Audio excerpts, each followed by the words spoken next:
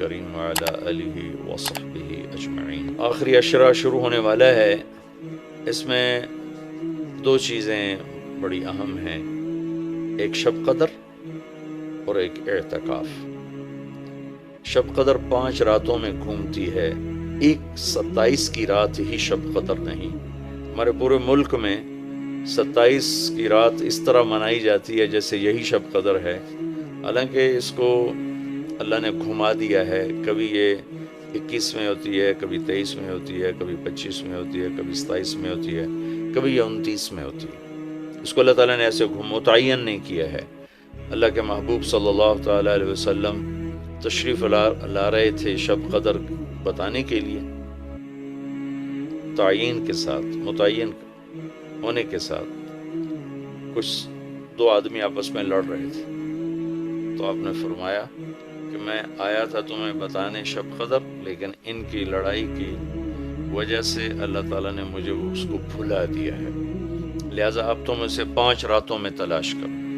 اور یہ اللہ کا بہت بڑا کرم ہوا کہ اللہ نے اسے اس میں گم کر دیا۔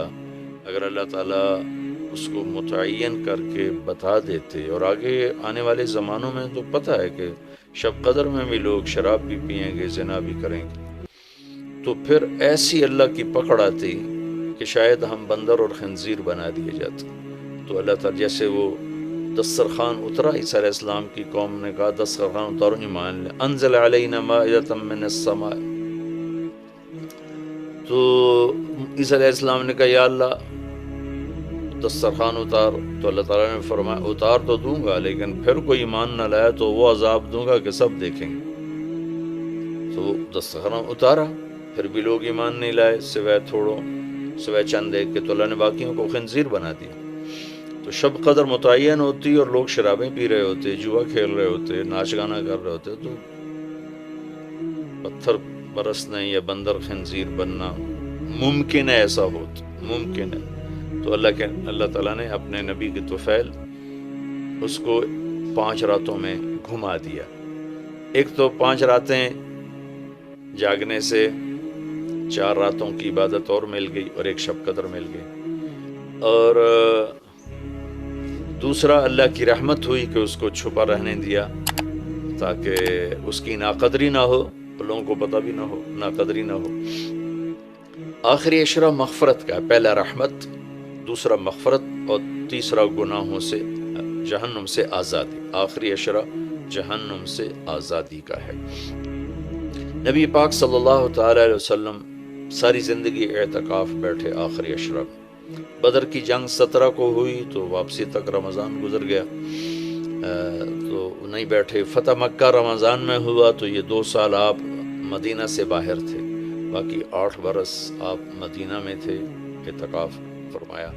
آخری 10 ہجری میں جب 11 ہجری 12 ربیع الاول آپ دنیا سے تشریف لے گئے، 10 ہجری آپ نے 20 دن کا اعتکاف فرمایا، اور جبریل کے ساتھ قرآن کا دور 2 دفعہ فرمایا۔ ایک دفعہ آپ نے رمضان میں کسی وجہ سے اعتکاف اپنا ملتوی فرمایا، کینسل فرمایا، تو وہ شوال میں 10 دن آپ دوبارہ اعتکاف میں بیٹھے۔ اعتکاف کا موضوع عاکفہ کہتے ہیں مڑ جانا، پھر جانا، پلٹ جانا۔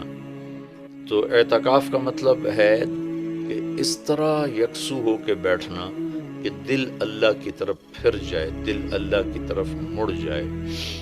تو اس لیے 10 دن مسجد کے اندر رہنا، اور صرف اللہ سے راز و نیاز اور اللہ کے تعلق بنانے کی کوشش کرنا۔ اللہ کا فضل ہے، ہمارے ملک میں کیا پوری دنیا میں بہت شوق سے اعتکاف میں لوگ بیٹھتے ہیں۔ جب رمضان گرمیوں میں نہیں تھا تو جانا ہوتا تھا حرمین میں، تو ماشاءاللہ جگہ نہیں ملتی تھی بیٹھنے کی، اتنے اعتکاف کرنے والے لوگ ہوتے تھے۔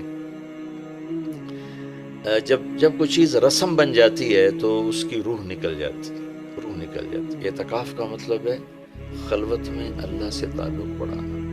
لیکن جب وہ اعتکاف ہی ایک مجلس بن جائے اور اعتکاف بھی ایک بھیڑ بن جائے تو وہ اعتکاف نہیں رہتا، نہ اس کا وہ مقصد پورا ہوتا ہے اور نہ اس کا وہ اجر ملتا ہے جو اس پر رکھا گیا ہے کہ ایک دن کا اعتکاف جہنم سے 3 خندق دوری ہے اور ایک خندق کا فاصلہ زمین آسمان کے برابر ہے۔